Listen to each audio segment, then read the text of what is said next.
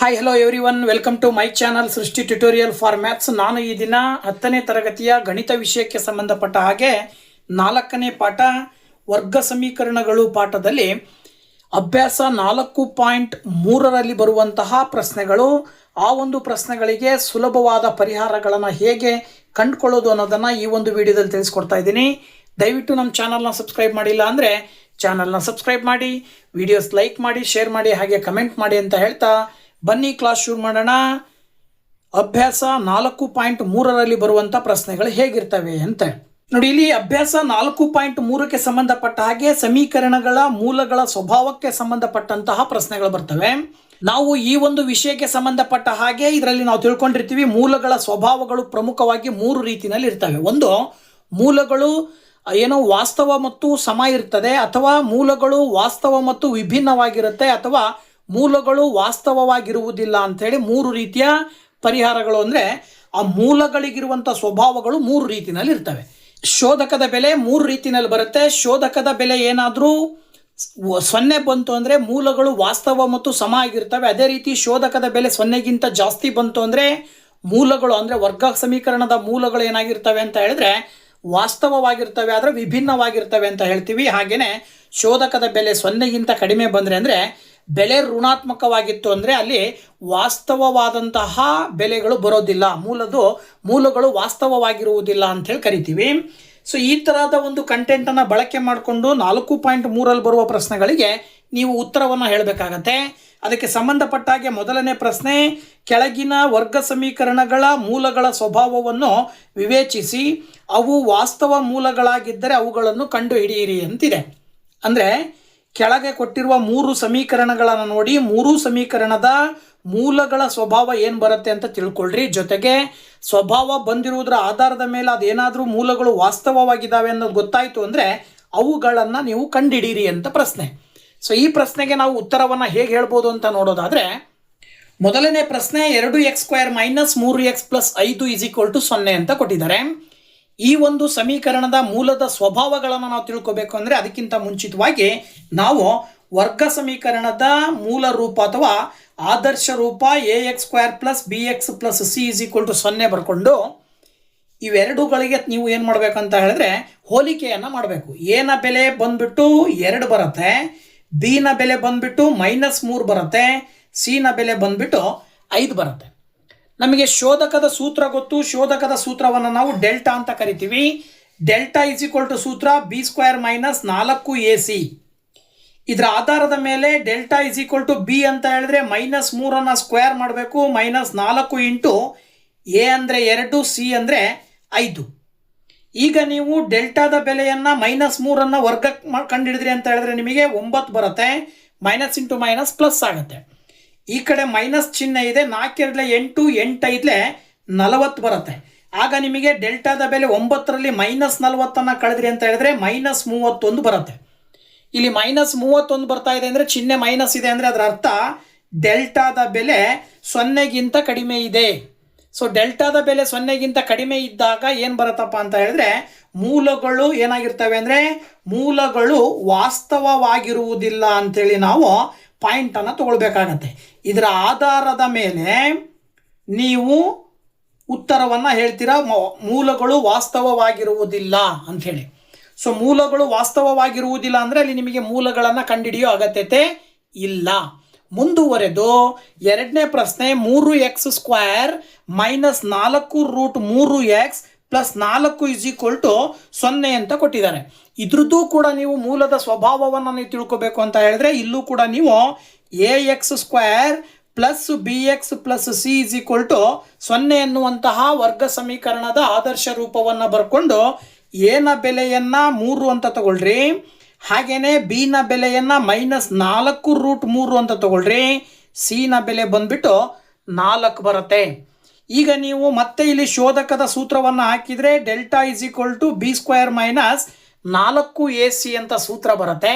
ಈ ಸೂತ್ರಕ್ಕೆ ಬೆಲೆಗಳನ್ನು ಹಾಕಿದಾಗ ಡೆಲ್ಟಾದ ಬೆಲೆ ಏನು ಬರುತ್ತೆ ನೋಡೋದಾದರೆ -4√3 ಸ್ಕ್ವೇರ್ ಮಾಡ್ತೀರಾ, ಹಾಗೆಯೇ -4 ಇಂಟು ಎ ಅಂತ ಹೇಳಿದ್ರೆ 3, ಸಿ ಅಂತ ಹೇಳಿದ್ರೆ 4. ಈಗ ನೀವು ಡೆಲ್ಟಾದ ಬೆಲೆ ಏನಾಗುತ್ತೆ, -4 ಇದ್ದಿದ್ದು +4 ಆಗುತ್ತೆ. 4 ಸ್ಕ್ವೇರ್ ಮಾಡಿದರೆ 16 ಬರುತ್ತೆ. 3ಕ್ಕೂ ಕೂಡ ಸ್ಕ್ವೇರ್ ಮಾಡಿದರೆ ಸ್ಕ್ವೇರ್ ರೂಟ್ ಕ್ಯಾನ್ಸಲ್ ಆಗಿ 3 ಉಳ್ಕೊಳ್ಳುತ್ತೆ. 16 ಮತ್ತು 3 ಗುಣಾಕಾರ ಮಾಡಿದರೆ 48 ಬರುತ್ತೆ. ಈ ಕಡೆ 4 3 12, 12 4 48, ಮಧ್ಯದಲ್ಲಿ ಚಿಹ್ನೆ ಮೈನಸ್ ಇದೆ. ಇದರ ಅರ್ಥ ಎರಡೂ ಕೂಡ ಚಿಹ್ನೆಗಳು ಮೈನಸ್ ಇರೋದ್ರಿಂದ ಮಧ್ಯದಲ್ಲಿ 48ರಲ್ಲಿ 48 ಕಳೆದ್ರೆ ಡೆಲ್ಟಾದ ಬೆಲೆ 0 ಬರುತ್ತೆ. ಯಾವಾಗ ಡೆಲ್ಟಾದ ಬೆಲೆ 0 ಬರುತ್ತೋ ಮೂಲಗಳೇನಾಗಿರ್ತವೆ ನಾವು ಹೇಳ್ತೀವಿ, ಮೂಲಗಳು ವಾಸ್ತವವಾಗಿರ್ತವೆ ಜೊತೆಗೆ ಸಮ ಆಗಿರ್ತವೆ ಅಂತೇಳಿ. ಮೂಲಗಳು ವಾಸ್ತವ ಮತ್ತು ಸಮ ಅಂತೇಳಿ ನಾವು ಹೇಳಿ ಕರಿತೀವಿ. ಸೊ ಮೂಲಗಳು ವಾಸ್ತವವಾಗಿದ್ದಾವೆ ಅಂದರೆ ಈ ಒಂದು ಸಮೀಕರಣದ ಮೂಲಗಳನ್ನು ನೀವು ಕಂಡುಹಿಡಿಬೇಕಾಗತ್ತೆ.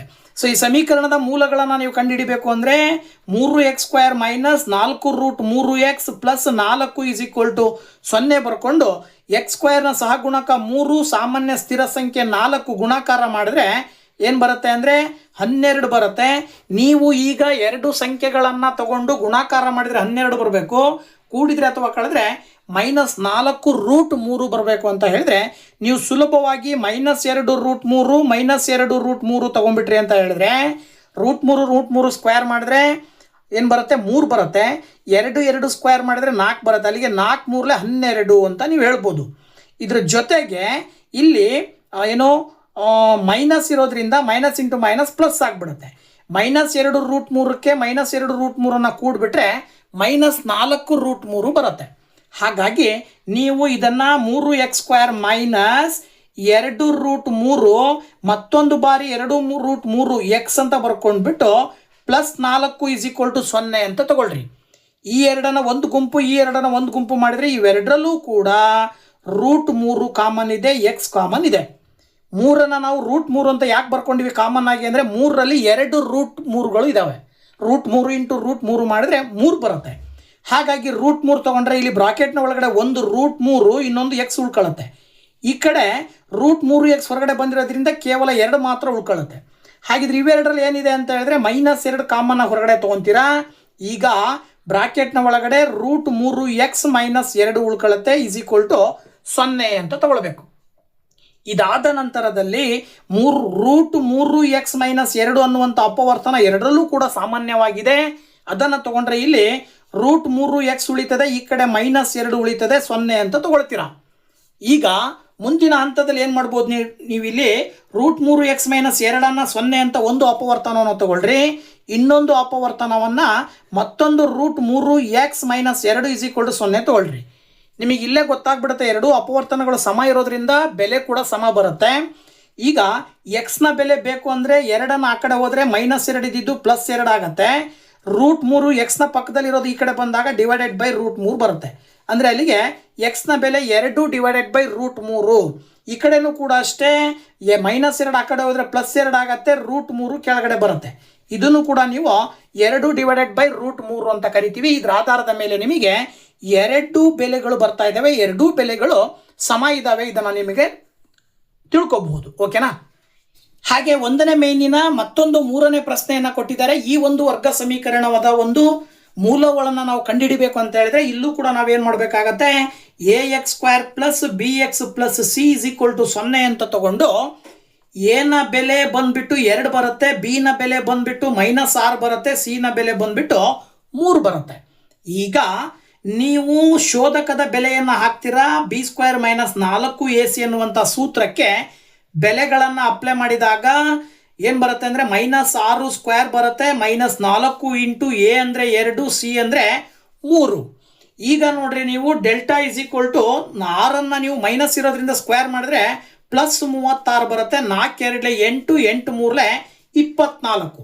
ಆಗ ಡೆಲ್ಟಾದ ಬೆಲೆ 36ರಲ್ಲಿ 24 ಕಳೆದ್ರೆ 12 ಬರುತ್ತೆ. ಡೆಲ್ಟಾದ ಬೆಲೆ 12 ಬರ್ತಾ ಇದೆ ಅಂದರೆ ಇದು ಡೆಲ್ಟಾದ ಬೆಲೆ 0ಗಿಂತ ಜಾಸ್ತಿ ಇದೆ. 0ಗಿಂತ ಜಾಸ್ತಿ ಇದೆ ಅಂತ ಹೇಳಿದ್ರೆ ಆದ್ದರಿಂದ ನೀವೇನಂತ ಕರಿಬೋದು, ಮೂಲಗಳು 0ಗಿಂತ ಜಾಸ್ತಿ ಇದ್ದಾಗ ಒಂದು ಶೋಧಕದ ಬೆಲೆ ಮೂಲಗಳೇನಾಗಿರ್ತವೆ, ವಾಸ್ತವವಾಗಿರ್ತವೆ, ಜೊತೆಗೆ ಏನಾಗಿರ್ತವೆ, ವಿಭಿನ್ನವಾಗಿರ್ತವೆ. ವಿಭಿನ್ನ ಅಂದರೆ 2 ಮೂಲಗಳು ಬೇರೆ ಬೇರೆ ಬೆಲೆಯನ್ನು ಹೊಂದಿರ್ತವೆ ಅಂತಕ್ಕಂಥದ್ದು ಗೊತ್ತಾಗುತ್ತೆ. ಈಗ ಮೂಲಗಳು ವಾಸ್ತವ ಅನ್ನೋದು ಗೊತ್ತಾದ ಮೇಲೆ ಆ ಮೂಲಗಳನ್ನು ನಾವು ಕಂಡುಹಿಡಿಬೇಕಲ್ವ ಪ್ರಶ್ನೆ ಹೇಳುವ ಪ್ರಕಾರ. ಅದರ ಪ್ರಕಾರವಾಗಿ 2x² ಮೈನಸ್ 6x+3 = 0 ಅಂತ ತಗೊಂಡು ಈಗ 2 ಮತ್ತು 3ರ ಗುಣಲಬ್ಧವನ್ನು ನೀವು 6 ಅಂತ ತಗೊಳ್ಬೇಕಾಗತ್ತೆ. ಎರಡು ಸಂಖ್ಯೆಗಳನ್ನು ಗುಣಾಕಾರ ಮಾಡಿದರೆ 6 ಬರಬೇಕು, ಕೂಡಿದರೆ -6 ಬರಬೇಕು ಅಂತ ಹೇಳಿದ್ರೆ ನೀವು ಯಾವ ಸಂಖ್ಯೆಗಳನ್ನು ತಗೊಳ್ಬೇಕು ಅಂದರೆ ಇಲ್ಲಿ ಆ್ಯಕ್ಚುಯಲ್ ಆಗಿ ಸಂಪೂರ್ಣವಾಗಿ ಭಾಗ ಆಗಲ್ಲ, ಅಂದರೆ ಅಪವರ್ತನಗಳು ಸಿಗೋದು ಕಷ್ಟ ಆಗತ್ತೆ. ಹೀಗೆ ಅಪವರ್ತನಗಳು ಸಿಗೋದು ಕಷ್ಟ ಇದ್ದಾಗ ನೀವು ಸೂತ್ರವನ್ನು ಬಳಕೆ ಮಾಡ್ತೀರಾ. ಏನಪ್ಪ ಅಂತ ಹೇಳಿದ್ರೆ ಅದು ಮೂಲಗಳನ್ನು ಕಂಡುಹಿಡಿಯುವಂಥ ಸೂತ್ರ ಶೋಧಕವನ್ನು ಒಳಗೊಂಡಂತೆ x = -b ± √b² - 4ac / 2a ಅಂತಕ್ಕಂಥದ್ದು ಸೂತ್ರ. ಸೊ ಈ ಒಂದು ಸೂತ್ರಕ್ಕೆ ಬೆಲೆಗಳನ್ನು ನೀವು ಹಾಕ್ತಾ ಹೋದಾಗ -b ಅಂತ ಹೇಳಿದ್ರೆ ಈಗ ನೀವೆಲ್ಲ ಆಲ್ರೆಡಿ ತೊಗೊಂಡಿದ್ದೀರಿ, -6 ಅಂತ ತೊಗೊಳ್ತೀರಿ. ಮತ್ತೆ +/- b² - 4ac ಬೆಲೆ ಎಷ್ಟು ಬಂದಿದೆ ನಿಮಗಿಲ್ಲಿ 12 ಬಂದಿದೆ. ಡೈರೆಕ್ಟಾಗಿ ಆ ಒಂದು ಬೆಲೆಯನ್ನು ಹಾಕಿದ್ರಿ ಅಂದರೆ 2 × a ಅಂತ ಹೇಳಿದ್ರೆ 2. ಮುಂದಿನ ಹಂತದಲ್ಲಿ -× ಪ್ಲಸ್ ಆಗಿಬಿಡುತ್ತೆ. +/- ನಾವು ಏನು ಮಾಡ್ಬೋದು ಅಂದರೆ 2 ಭಾಗವಾಗಿ ಅಂದರೆ ಒಂದು ಪೂರ್ಣ ವರ್ಗ ಬರೋ ರೀತಿಯಲ್ಲಿ ಬರ್ಕೊಳ್ಳೋದಾದರೆ 4 × 3 ಅಂತೇಳಿ ಗುಣಾಕಾರವಾಗಿ ಬರ್ಕೊಳ್ಬೋದು. ಕೆಳಗಡೆ 2 2 4 ಬರುತ್ತೆ. ಈಗ 6 +/- 4 ರೂಟಿಂದ ಹೊರಗಡೆ ತೊಗೊಂಡ್ರೆ 2 ಅಂತ ಹೇಳ್ಬೋದು. ರೂಟ್ನ ಒಳಗಡೆ 3 ಹಾಗೆ ಉಳ್ಕೊಳ್ಳುತ್ತೆ, ಕೆಳಗಡೆ 4. ಮುಂದಿನ ಹಂತದಲ್ಲಿ ಇದಿಷ್ಟರಲ್ಲೂ ಕೂಡ ಮೇಲ್ಗಡೆ 2 ನೀವು ಕಾಮನ್ ಆಗಿ ತೆಗೆದ್ರಿ ಅಂತ ಹೇಳಿದ್ರೆ ಇಲ್ಲಿ 3 ಉಳಿತದೆ. +/- ಇಲ್ಲಿ ಬರೀ √3 ಮಾತ್ರ ಉಳ್ಕೊಳ್ಳುತ್ತೆ, ಕೆಳಗಡೆ 4 ಉಳಿತದೆ. ಈಗ ನೀವು 2 ರಿಂದ 4 ಭಾಗಾಕಾರ ಮಾಡಿದ್ರೆ ಕೆಳಗಡೆ ಛೇದದಲ್ಲಿ 2 ಮಾತ್ರ ಉಳ್ಕೊಳ್ಳುತ್ತೆ. ಇದರ ಆಧಾರದ ಮೇಲೆ ನೀವು ಎಕ್ಸ್ನ ಬೆಲೆಯನ್ನು 2 ರೀತಿ ಹೇಳ್ಬೋದು. ಯಾಕೆಂದರೆ ಇಲ್ಲಿ ಪ್ಲಸ್ ಮತ್ತು ಮೈನಸ್ ಎರಡೂ ಚಿಹ್ನೆಗಳಿರೋದ್ರಿಂದ ಎಕ್ಸ್ನ ಬೆಲೆ 3 + √3 / 2 ಅಂತೇಳಿ ತಗೊಳ್ಬೋದು. ಅಥವಾ ಇನ್ನೊಂದು ಬೆಲೆ ಏನು ಬರುತ್ತೆ, ಎಕ್ಸ್ನ ಬೆಲೆ 3 - √3 / 2 ಅಂತ ಬರುತ್ತೆ. ಇದು ಆ ಒಂದು ಸಮೀಕರಣಕ್ಕೆ ಬಂದಂಥ 2 ಮೂಲಗಳಾಗಿದ್ದಾವೆ. ಓಕೆನಾ? ಅದೇ ರೀತಿ ಎರಡನೇ ಪ್ರಶ್ನೆಯನ್ನು ನೋಡೋದಾದರೆ ಕೆಳಗಿನ ಪ್ರತಿಯೊಂದು ವರ್ಗ ಸಮೀಕರಣವು ಸಮನಾದ 2 ಮೂಲಗಳನ್ನು ಹೊಂದಿದ್ದರೆ ಕೆಯ ಬೆಲೆಯನ್ನು ಕಂಡುಹಿಡಿಯಿರಿ. ಕೆಳಗಡೆ 2 ವರ್ಗ ಸಮೀಕರಣಗಳನ್ನು ಕೊಟ್ಟಿದ್ದಾರೆ. ಅಲ್ಲಿ ಎಕ್ಸ್ನ ಸಹಗುಣಕದ ಜಾಗದಲ್ಲಿ ನಿಮಗೇನು ಮಾಡಿದ್ದಾರೆ, ಕೆ ಬೆಲೆಯನ್ನು ಕೊಟ್ಟಿದ್ದಾರೆ. ಈ ಕೆನ ಬೆಲೆಯನ್ನು ಕಂಡುಹಿಡಿಬೇಕಂತೆ ಅವ್ರು ಹೇಳ್ತಾರೆ. ಇವೆರಡೂ ಕೂಡ ವರ್ಗ ಸಮೀಕರಣಗಳಾಗಿದ್ದು ಈ ವರ್ಗ ಸಮೀಕರಣದ ಮೂಲಗಳೇನಾಗಿರ್ತವೆ, ಸಮನಾಗಿರ್ತವೆ. ಸೊ ವರ್ಗ ಸಮೀಕರಣದ ಮೂಲಗಳು ಯಾವಾಗ ಸಮನಾಗಿರ್ತವೆ ಅಂದರೆ ಶೋಧಕದ ಬೆಲೆ 0ಗೆ ಸಮ ಇದ್ದಾಗ. ಹಾಗಾಗಿ ನಾವು ಆ ಒಂದು ಶೋಧಕದ ಬೆಲೆಯ ಆಧಾರದ ಮೇಲೆ ಈ 2 ಸಮೀಕರಣದ ಕೆನ ಬೆಲೆಗಳನ್ನು ನಾವು ಕಂಡುಹಿಡಿಬೇಕಾಗತ್ತೆ. ಸೊ ಒಂದೇಂದು ಹೇಳೋದಾದರೆ ಏನು ಹೇಳ್ಬೋದು ನೋಡಿ, ಇಲ್ಲಿ ನೋಡಿ 2x² + kx + 3 = 0 ಅಂತಿದೆ. ಈಗ ನೀವು ವರ್ಗ ಸಮೀಕರಣದ ಮೂಲ ರೂಪ ax² + bx + c = 0 ತಗೊಂಡ್ರಾಗ ಇದರಲ್ಲಿ ಎನ ಬೆಲೆ 2 ಬಂತು, ಬಿನ ಬೆಲೆ k ಅಂತ ತಗೊಳ್ತೀರಾ, ಸಿ ನ ಬೆಲೆ 3. ಅವರೇ ಹೇಳ್ತಾರೆ ಏನಂತೇಳಿ, ಮೂಲಗಳು ಸಮನಾಗಿವೆ ಅಂತ ಹೇಳಿದ್ದಾರೆ. ಅವರು ಕೊಟ್ಟಿರುವಂಥ ಕಂಡೀಷನ್ ಏನೋ, ಮೂಲಗಳು ಸಮನಾಗಿವೆ ಅಂದರೆ ಈ ವರ್ಗ ಸಮೀಕರಣದ ಮೂಲಗಳು ಸಮನಾಗಿದ್ದಾವೆ. ಮೂಲಗಳು ಸಮನಾಗಿದ್ದಾವೆ ಅಂದರೆ ಅದರ ಅರ್ಥ ಡೆಲ್ಟಾದ ಬೆಲೆ 0 ಬರುತ್ತೆ ಅಂತ ಅರ್ಥ. ಈಗ ಡೆಲ್ಟಾದ ಬೆಲೆ 0 ಬರುತ್ತೆ ಅಂದರೆ ಡೆಲ್ಟಾ ಅಂದರೆ ಶೋಧಕದ ಬೆಲೆ ಕಂಡುಹಿಡಿಯುವ ಸೂತ್ರ b² - 4ac ನೀವು 0 ಅಂತ ತಗೊಳ್ಬೇಕಾಗತ್ತೆ. ಈಗ ಬಿ ಅಂತ ಹೇಳಿದ್ರೆ ಇಲ್ಲಿ k² - 4 × a ಅಂದರೆ 2, ಸಿ ಅಂದರೆ 3 ಅಂತ ತಗೊಂಡ್ರೆ k² - 4 2 8 8 3 24 ತಗೊಂಡು = 0 ಅಂತ ಬರ್ಕೊಳ್ತೀರಾ. ಕೆನ ಬೆಲೆ ಬೇಕಾಗಿರೋದ್ರಿಂದಾಗಿ 24 ಆ ಕಡೆ ಕಳಿಸಿದ್ರೆ +24 ಆಗುತ್ತೆ. ಕೆಗೆ ಸ್ಕ್ವೇರ್ ಕ್ಯಾನ್ಸಲ್ ಮಾಡಿದ್ರೆ 24ಕ್ಕೆ ರೂಟ್ ಬರುತ್ತೆ. ಈಗ ನೀವು ಕೆನ ಬೆಲೆ ಬೇಕು ಅಂದರೆ 24 ಏನು ಮಾಡ್ಬೋದು ಅಂದರೆ 4 × 3 ಅಂತೇಳಿ ಬರ್ಕೊಳ್ಬೋದು. 4 ಅನ್ನುವಂಥ ವರ್ಗದ ಒಂದು ವರ್ಗಮೂಲ 2 ಆಗಿರೋದ್ರಿಂದ ಅದನ್ನು ವರ್ಗಮೂಲದ ಹೊರಗಡೆ ಬರೆದಾಗ +/- ಅಂತ ಬರಿತೀವಿ. ಇದರ ಅರ್ಥ ಕೆನ ಬೆಲೆ +2√3 ಬರಬಹುದು ಅಥವಾ ಕೆನ ಬೆಲೆ -2√3 ಬರಬಹುದು. ಈಗ ನಿಮಗೆ ಕೆನ ಬೆಲೆಯನ್ನು ಕಂಡುಹಿಡಿಯಕ್ಕೆ ಕೇಳಿದ್ರು, ಇದನ್ನು ಕಂಡುಹಿಡಿದಿದ್ದೀವಿ. ಇದೇ ರೀತಿಯಲ್ಲಿ ಎರಡನೇ ಸಮೀಕರಣವನ್ನು ನೋಡ್ತಾ ಹೋಗೋಣ. ಈ ಎರಡನೇ ಸಮೀಕರಣ ವರ್ಗ ಸಮೀಕರಣದ ಆದರ್ಶ ರೂಪದಲ್ಲಿ ಇಲ್ಲದೆ ಇದ್ರಿಂದಾಗಿ ನೀವು ಇವೆರಡನ್ನು ಗುಣಿಸ್ಕೋಬೇಕು. kx × x ಮಾಡಿದ್ರೆ kx² ಬರುತ್ತೆ, -2 × kx ಮಾಡಿದ್ರೆ 2kx ಬರುತ್ತೆ, +6 = 0. ಈಗ ವರ್ಗ ಸಮೀಕರಣದ ಆದರ್ಶ ರೂಪವನ್ನು ಬರ್ಕೊಂಡ್ರೆ ಈ ರೀತಿಯಲ್ಲಿ ಬರ್ಕೊಂಡು ಎನ ಬೆಲೆಯನ್ನು ಕೆ ಅಂತ ತಗೊಳ್ಬೇಕು, ಹಾಗೆ ಬಿ ನ ಬೆಲೆಯನ್ನು -2k ಅಂತ ತಗೊಳ್ಬೇಕು, ಸಿ ನ ಬೆಲೆಯನ್ನು 6 ಅಂತೇಳಿ ಹೇಳಬೇಕು. ಈಗ ಮತ್ತೆ ಸೇಮ್ ಇದೇ ಕಂಡೀಷನ್. ಏನು ಕಂಡೀಷನ್ನು? ಮೂಲಗಳು ಇಲ್ಲೂ ಕೂಡ ಏನಾಗಿದ್ದಾವೆ? ಸಮವಾಗಿದ್ದಾವೆ. ಸೊ ಅಂದರೆ ಮೂಲಗಳು ಸಮವಾಗಿವೆ ಅಂದರೆ ಇದರ ಅರ್ಥ ಏನು? ಡೆಲ್ಟಾದ ಬೆಲೆ 0 ಆಗಿರುತ್ತೆ. ಸೊ ಡೆಲ್ಟಾದ ಬೆಲೆ 0 ಆಗಿರುತ್ತೆ ಅಂದರೆ ಡೆಲ್ಟಾದ ಸೂತ್ರ b² - 4ac ನ ಬೆಲೆ 0 ಅಂತ ನೀವು ಆಯ್ಕೆ ಮಾಡ್ಕೊಂಡ್ರಿ ಅಂದರೆ b² ನ ಜಾಗದಲ್ಲಿ -2k ಬರ್ಕೊಂಡ್ರೆ ಸ್ಕ್ವೇರ್ ಮಾಡ್ರಿ, -4 × a ಅಂತ ಹೇಳಿದ್ರೆ ಮತ್ತೆ k ಬರುತ್ತೆ, ಸಿ ಅಂತ ಹೇಳಿದ್ರೆ 6 ಬರುತ್ತೆ, = 0. -2 ಇದ್ದಿದ್ದು ಗುಣಾಕಾರ ಮಾಡಿದ್ರೆ 4 ಬರುತ್ತೆ, ಮೈನಸ್ ಇಂಟು ಮೈನಸ್ ಪ್ಲಸ್ ಆಗಿಬಿಡುತ್ತೆ. ಕೆ ನ ಸ್ಕ್ವೇರ್ ಮಾಡಿದ್ರೆ k² ಆಗುತ್ತೆ. 4 6 24 ಪಕ್ಕದಲ್ಲಿ ಕೆ ಬರ್ಕೊಳ್ತೀರ, = 0. ಮುಂದಿನ ಹಂತದಲ್ಲಿ ಏನು ಮಾಡ್ಬೋದು ಅಂದರೆ 4k² ಇಲ್ಲೇ ಬರ್ಕೊಂಡು 24k ನ ಆ ಕಡೆ ಕಳಿಸಿದ್ರೆ +24k ಆಗುತ್ತೆ. 1k ಈ ಕಡೆ 1k ಕ್ಯಾನ್ಸಲ್ ಆಯಿತು. 4ರಿಂದ 24ನ ಭಾಗಾಕಾರ ಮಾಡಿದ್ರಿ ಅಂದರೆ ಕೆ ನ ಬೆಲೆ 6 ಬರುತ್ತೆ. 4 6 24 ಆಗಿರೋದ್ರಿಂದಾಗಿ ಕೆ ನ ಬೆಲೆ ಏನು ಬರುತ್ತೆ? 6. ಓಕೆನಾ?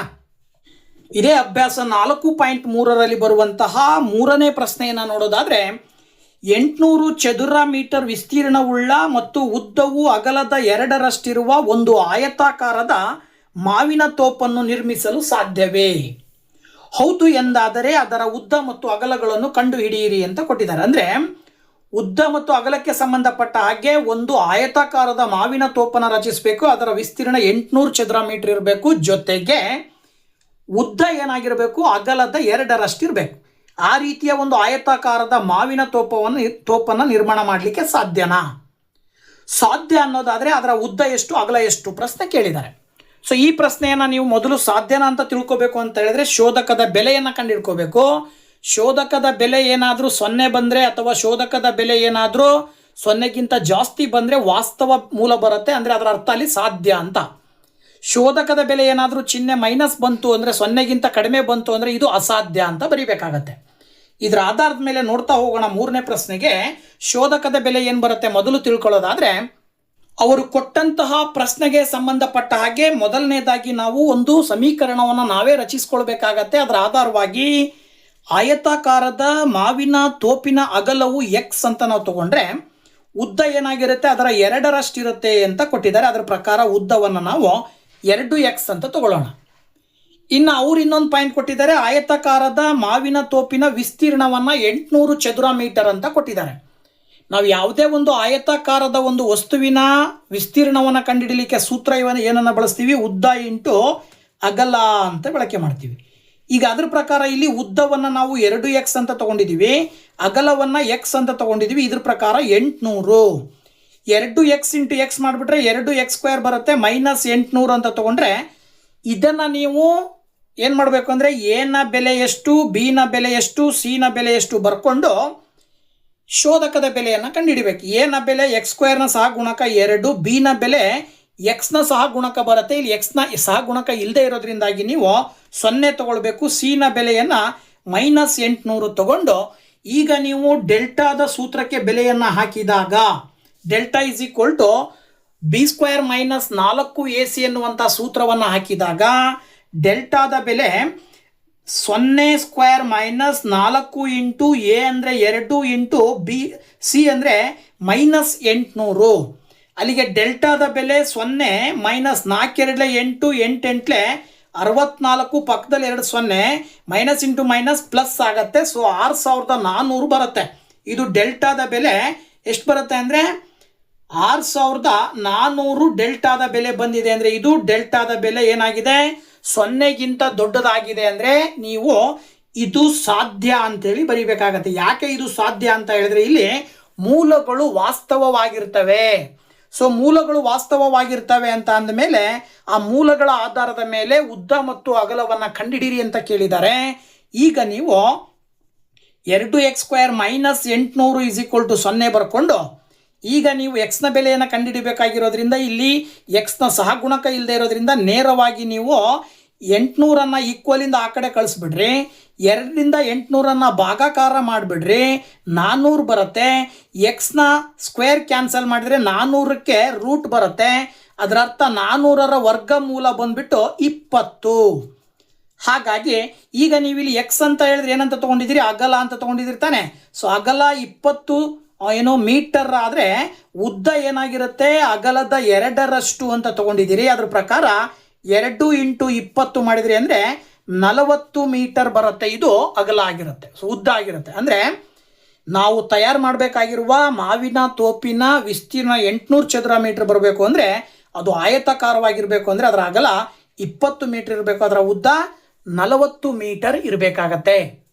ಇದಾದ ನಂತರದಲ್ಲಿ 4ನೇ ಪ್ರಶ್ನೆಯನ್ನು ಕೊಟ್ಟಿದ್ದಾರೆ. 4ನೇ ಪ್ರಶ್ನೆ ಹೇಳುತ್ತೆ ಏನಪ್ಪ ಅಂತ ಅಂದರೆ, ಕೆಳಗೆ ಸೂಚಿಸಿರುವಂತಹ ಸನ್ನಿವೇಶವಿರಲು ಸಾಧ್ಯವೇ ಅಂತ ಕೊಟ್ಟಿದ್ದಾರೆ. ಏನಪ್ಪ ಸನ್ನಿವೇಶ ಅಂದರೆ, ಜೊತೆಗೆ ಅವರಿಬ್ಬರ ಈಗಿನ ವಯಸ್ಸುಗಳನ್ನು ನಿರ್ಧರಿಸಿ ಸಾಧ್ಯ ಆದರೆ ಅಂತ ಕೊಟ್ಟಿದ್ದಾರೆ. ಇಬ್ಬರು ಸ್ನೇಹಿತರು ಇರ್ತಾರೆ. ಆ ಇಬ್ಬರು ಸ್ನೇಹಿತರ ವಯಸ್ಸುಗಳ ಮೊತ್ತ 20 ವರ್ಷ ಆಗಿದೆ. 4 ವರ್ಷಗಳ ಹಿಂದೆ ಅವರ ವಯಸ್ಸುಗಳ ಗುಣಲಬ್ಧ 48 ವರ್ಷ ಆಗುತ್ತೆ. ಹಾಗಿದ ಮೇಲೆ ಅವರಿಬ್ಬರ ವಯಸ್ಸನ್ನು ಕಂಡುಹಿಡಿಯಕ್ಕೆ ಸಾಧ್ಯನಾ? ಇದಕ್ಕೂ ಕೂಡ ನಾವು ಶೋಧಕದ ಬೆಲೆಯನ್ನು ಕಂಡುಹಿಡಿಬೇಕು. ಮೊದಲು ಸಮೀಕರಣ ಕಂಡುಹಿಡ್ಕೊಂಡು ನಂತರ ಶೋಧಕದ ಬೆಲೆ ಕಂಡುಹಿಡಿದ್ರೆ ಗೊತ್ತಾಗುತ್ತೆ. ನೋಡಿ, ಈಗ ಮೊದಲನೇ ಸ್ನೇಹಿತನ ವಯಸ್ಸನ್ನು ನಾವು ಎಕ್ಸ್ ಅಂತ ತಗೊಂಡ್ರೆ 2ನೇ ಸ್ನೇಹಿತನ ವಯಸ್ಸು ಏನಾಗುತ್ತೆ, ಅಲ್ಲಿ ಆ್ಯಕ್ಚುಲಿ ಏನು ಕೊಟ್ಟಿದ್ದಾರೆ ಅಂದರೆ ಇಬ್ಬರು ಸ್ನೇಹಿತರ ವಯಸ್ಸನ್ನು ಕೂಡಿದರೆ 20 ವರ್ಷ ಬರುತ್ತೆ ಅಂತ. ಇದ್ರ ಪ್ರಕಾರವಾಗಿ ಒಬ್ಬನ ವಯಸ್ಸು ಎಕ್ಸ್ ಆಗಿದ್ರೆ ಇನ್ನೊಬ್ಬನ ವಯಸ್ಸು 20 ಮೈನಸ್ ಎಕ್ಸ್ ಆಗಿರುತ್ತೆ. ಅದೇ ಅವರಿಬ್ಬರ ವಯಸ್ಸು 4 ವರ್ಷಗಳ ಹಿಂದೆ ಅಂದರೆ ಮೊದಲನೇವನ ವಯಸ್ಸು ಎಕ್ಸ್ ಮೈನಸ್ 5 ಆಗಿದ್ರೆ ಎರಡನೇವನ ವಯಸ್ಸಲ್ಲಿ -5 ಮಾಡಿದ್ರಿ ಅಂದರೆ 20ರಲ್ಲಿ ನೀವು 5ಅನ್ನು ಕಳಿಬೇಕಾಗತ್ತೆ. ಕ್ಷಮಿಸಿ, 4 ವರ್ಷಗಳ ಹಿಂದೆ ಅಂದರೆ ಇಲ್ಲಿ 4 ಬರ್ಕೊಂಡ್ರೆ 20ರಲ್ಲಿ 4ಅನ್ನು ಕಳೆದ್ರೆ 16 ಮೈನಸ್ ಎಕ್ಸ್ ಆಗುತ್ತೆ. ಅವರಿಬ್ಬರ ವಯಸ್ಸಿನ ಗುಣಲಬ್ಧವನ್ನು ಕೊಟ್ಟಿದ್ದಾರೆ. ಎಷ್ಟು ಅಂತಂದರೆ ಅವರಿಬ್ಬರ ವಯಸ್ಸಿನ ಗುಣಲಬ್ಧವನ್ನು ಅವರು ಕೊಟ್ಟಿರ್ತಕ್ಕಂಥದ್ದು ಎಷ್ಟಪ್ಪ ಅಂತ ಹೇಳಿದ್ರೆ 48 ಬರುತ್ತೆ ಅಂತ ಕೊಟ್ಟಿದ್ದಾರೆ. ಅದ್ರ ಪ್ರಕಾರವಾಗಿ x minus 4 × 16 minus x is equal to 48 ಅಂತ ತಗೊಂಡ್ರೆ ಇದನ್ನು ನೀವು ಸಮೀಕರಣದ ಆದರ್ಶ ರೂಪಕ್ಕೆ ತಗೊಂಡು ಹೋದಾಗ ಎಕ್ಸ್ ಇಂಟು 16 ಮಾಡಿದರೆ 16 ಎಕ್ಸ್ ಬರುತ್ತೆ, ಎಕ್ಸ್ ಇಂಟು ಎಕ್ಸ್ ಮಾಡಿದರೆ ಎಕ್ಸ್ ಸ್ಕ್ವೇರ್ ಬರುತ್ತೆ, 16 × 4 ಗುಣಾಕಾರ ಮಾಡಿದರೆ 64 ಬರುತ್ತೆ, -4x 48 ಈ ಕಡೆ ತೊಗೊಂಬಂದರೆ -48 ಇಸ್ ಈಕ್ವಲ್ ಟು 0. ಈಗ ಏನು ಮಾಡ್ಬೋದಪ್ಪ ಅಂತ ಹೇಳಿದ್ರೆ -ಎಕ್ಸ್ ಸ್ಕ್ವೇರ್ ಬರ್ಕೊಳ್ತೀರಾ, 16ರಲ್ಲಿ 4ಅನ್ನು ಕಳೆದ್ರೆ +12x ಉಳ್ಕೊಳ್ಳುತ್ತೆ. So minus into minus +4x ಆಗೋದ್ರಿಂದಾಗಿ ಇದನ್ನು ನೀವು 20x ಅಂತ ತೊಗೊಳ್ಬೇಕಾಗತ್ತೆ. ಇದರ ಜೊತೆಗೆ ಏನು ಉಳಿತು ಅಂದರೆ ಇಲ್ಲಿ -64 -48 ಎರಡನ್ನು ಕೂಡಿದಾಗ -112 ಬರುತ್ತೆ. ಈ ಸಮೀಕರಣದಲ್ಲಿ ಎಕ್ಸ್ ಸ್ಕ್ವೇರ್ ಇದನ್ನು ನೀವೇನು ಮಾಡಿದೆ ಡೈರೆಕ್ಟಾಗಿ ನೀವು ಏನೋ ax² + bx + c = 0 ಅಂತೇಳಿ ವರ್ಗ ಸಮೀಕರಣದ ಮೂಲ ಒಂದು ಆದರ್ಶ ರೂಪದ ಪ್ರಕಾರವಾಗಿ ಎನ ಬೆಲೆ -1 ಅಂತ ತಗೊಳ್ಬೇಕು, ಬಿ ನ ಬೆಲೆ 20 ಬರುತ್ತೆ, ಸಿ ನ ಬೆಲೆ 112. ಇದರ ಆಧಾರವಾಗಿ ನೀವು ಏನು ಮಾಡಬೇಕೀಗ ಅಂತ ಹೇಳಿದ್ರೆ ಶೋಧಕದ ಬೆಲೆಯನ್ನು ಕಂಡುಹಿಡಿಬೇಕು. ಶೋಧಕದ ಬೆಲೆ delta is equal to b² - 4ac ಆಗೋದ್ರಿಂದಾಗಿ ಡೆಲ್ಟಾದ ಬೆಲೆ 20² - 4 ಇಂಟು ಎ ಅಂದರೆ -1 ಇಂಟು ಬಿ ಅಂತ ಹೇಳಿದ್ರೆ ಏನು ಬರುತ್ತೆ ಆ್ಯಕ್ಚುಯಲ್ ಆಗಿ